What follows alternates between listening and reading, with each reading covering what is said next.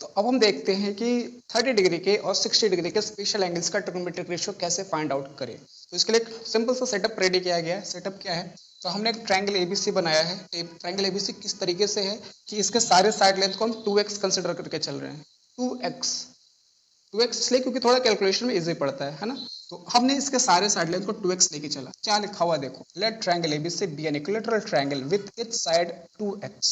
सारे साइड का length 2x है। अब हम यहाँ से एक काम करने वाले हैं कि हम एक AD ड्रॉ करेंगे जो कि BC का परपेंडिकुलर होगा। तो ये रहा अपना AD जो कि BC के परपेंडिकुलर है। ओके, ध्यान से मेरी बात सुनिए, ये पॉइंट तो AD हो गया। अगर BC पूरा का पूरा 2x था तो इक्विलैटरल ट्रायंगल में जो परपेंडिकुलर होता है किसी भी एंगल से अपोजिट साइड पे, वो इसको बाइसेक्ट कर देता है।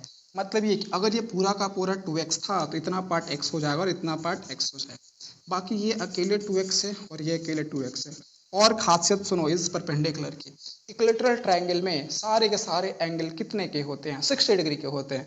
दैट मीन्स ये एंगल 60 का होना चाहिए, ये एंगल 60 डिग्री का होना चाहिए, और ये दो इक्वल पार्ट में डिस्ट्रीब्यूट हो गया है, डिवाइड हो गया, तो ये 30 का होना चाहिए और ये 30 का होना चाहिए। क्लियर? तो अब इसमें से हम एक ट्रायंगल पकड़ लेते हैं, ट्रायंगल ADB। अगर इस ट्रायंगल को आप ध्यान से देखो तो ADB में यहाँ पे एंगल 90 का, दैट मीन्स ADB एक राइट एंगल ट्रायंगल है। और जो भी राइट एंगल ट्रायंगल होता है उसमें पाइथागोरस थ्योरम आराम से यूज कर सकते हैं। तो now we are going to use Pythagoras theorem in triangle ADB। तो क्या लिखा जाए, we can write here AB square equal to BD square plus AD square. जो पता है लिख देते हैं ना। AB कितना 2x, दिस इज 2x का स्क्वायर। BD कितना x का स्क्वायर। AD कितना वी डोंट नो, AD ही तो फाइंड कर रहे हैं हम, AD का स्क्वायर। तो 2x का स्क्वायर यहाँ से मिलेगा आपको 4x स्क्वायर, x स्क्वायर ये तो अकेले है, प्लस AD का स्क्वायर ऐसा। इस x स्क्वायर को इधर शिफ्ट कर दो, 4x square minus x square equal to AD square. मजा आ रहा है? ये कितना हो जाएगा 3x square equal to AD square. You can write this like AD square equal to 3x square और AD equal to 3x square, ये रूट के अंदर। तो AD इक्वल टू क्या हो जाएगा, AD इक्वल टू हो जाएगा रूट 3x, क्योंकि x स्क्वायर पे रूट है तो वहां से x बाहर आ जाएगा, लेकिन 3 तो अकेले है ना, उसका क्या करोगे, उसके ऊपर रूट लगा रहेगा, उसका कुछ नहीं हो सकता। तो ये कैलकुलेशन करके आपने AD भी बता दिया कि AD सर रूट 3x होगा। तो अगर AD रूट 3x होगा तो अब एक फिर से आप इसी ट्रायंगल को ध्यान से देखिए, इन ट्रायंगल ADB मैं रेशियोज अब स्टार्ट करने वाला हूं लिखने के लिए। Sine 60 degree, cos 60 degree, tan 60 degree. तो sine 60 degree, sine is what, sine is perpendicular upon hypotenuse. तो अगर साइन 60 ये है तो ADB ट्रायंगल की बात है, तो इसके सामने परपेंडिकुलर आपको ये दिखाई दे रहा है AD, और AD अपना क्या है रूट 3x है, तो इसको आप क्या लिख लोगे, रूट 3x लिख लोगे। और हाइपोटेनस कितना है 2x है, तो यहाँ पे आप 2x लिख देंगे। cos 60 बेस अपॉन हाइपोटेनस, तो बेस ये है इसका, ये हो गया x, हाइपोटेनस कितना है, हाइपोटेनस है 2x, ये हो गया 2। साइन 60 परपेंडिकुलर अपॉन बेस, तो परपेंडिकुलर क्या है AD, और AD कितना है रूट 3x, और बेस कितना है x। तो आपको दिख गया कि x cancel, x cancel, x cancel, तो यहाँ पे हो जाएगा रूट 3/2, 1/2 और रूट 3। मतलब ये कि साइन 60 डिग्री की वैल्यू रूट 3/2 होती है, cos 60 1/2, tan 60 रूट 3। अब cosec के लिए लिख दो, देखो cosec 60 डिग्री, तो cosec क्या साइन का उल्टा होता है, बिल्कुल होता है। तो साइन को उल्टा कर देते हैं, तो साइन आपको रूट 3/2 मिला था, तो ये 2/√3 मिल जाना चाहिए।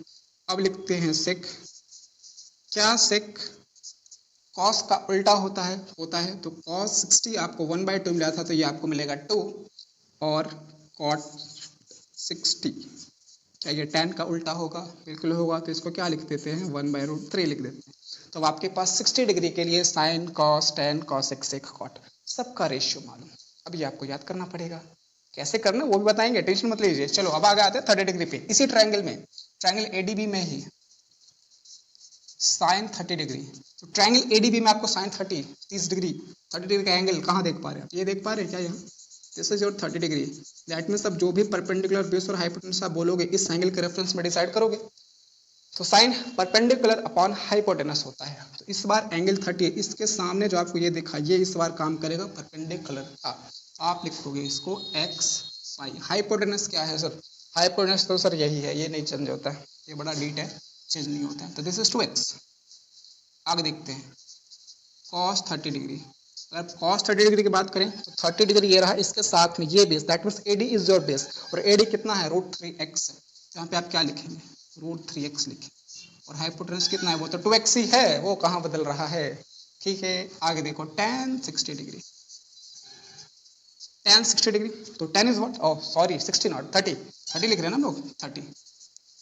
tan 30 डिग्री, तो tan is perpendicular upon base. अगर एंगल 30 है तो इसके सामने परपेंडिकुलर है, मतलब ये x है और इसके साथ वाला बेस है। साथ में कौन है? साथ में सर AD है, और AD कितना है? √3x है। तो यहाँ पे आप लिख देंगे √3x। चलो x x cancel, x x cancel, x x cancel, तो यहाँ से आपको मिल जाएगा 1/2, यहाँ से मिल जाएगा √3/2, और यहाँ से मिल जाएगा 1/√3। तो ये है साइन 30 की वैल्यू 1/2, cos 30 की वैल्यू √3/2, tan 30 की वैल्यू 1/√3। अब आगे जो 3 बचे वो तो उल्टा उल्टा कर करके हम लिखना सीख चुके हैं। cosec 30, sec 30 and cot 30। तो sec 30 sin का उल्टा दैट मीन्स 2, sec 30 cos का उल्टा दैट मीन्स 2/√3, cot 30 tan का उल्टा दैट मीन्स √3।